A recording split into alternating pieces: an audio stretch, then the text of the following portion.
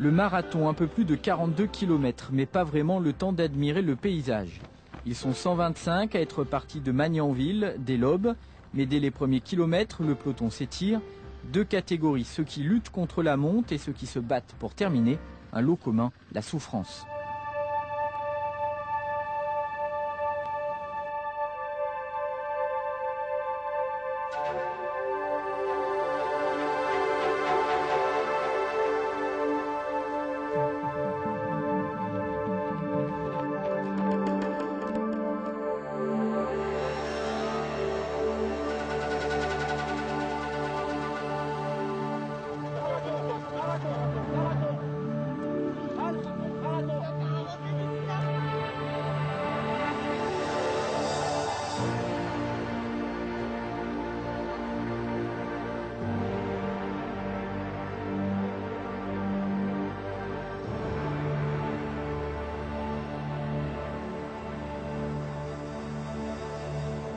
Le stade Aimé Berjal attend son vainqueur.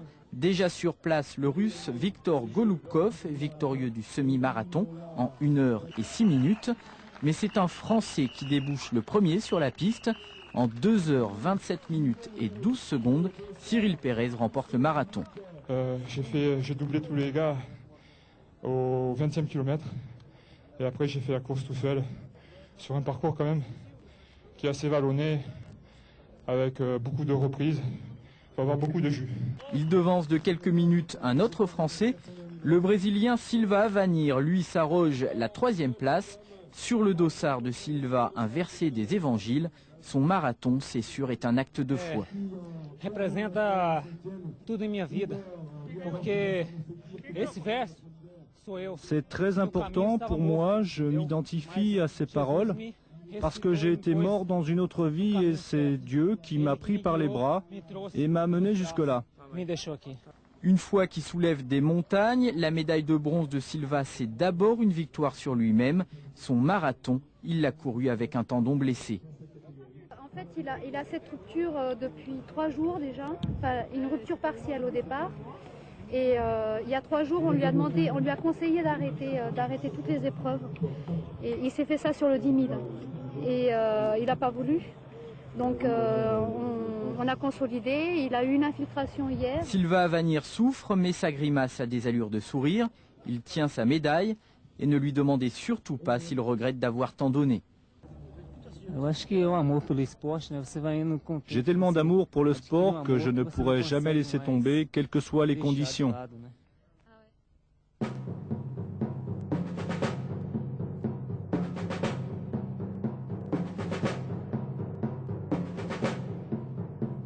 Le meilleur d'entre les pompiers, le TFE vient de livrer son verdict. Ray Darrell remporte l'épreuve, crucifié par la fatigue.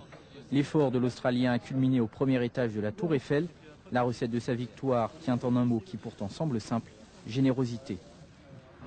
Running, riding, run upstairs, run up hills, run up more stairs, run up more hills. I gotta sit down. 12 petites secondes le séparent du second, le Français Emmanuel Guillemotto, un écart infime. La Tour Eiffel a choisi son vainqueur. À son pied, les 2 hommes étaient séparés d'1 dixième de seconde. Ray Darrell a tout simplement pu donner un peu plus au bon moment. Je pense qu'on ne le gère pas cet effort.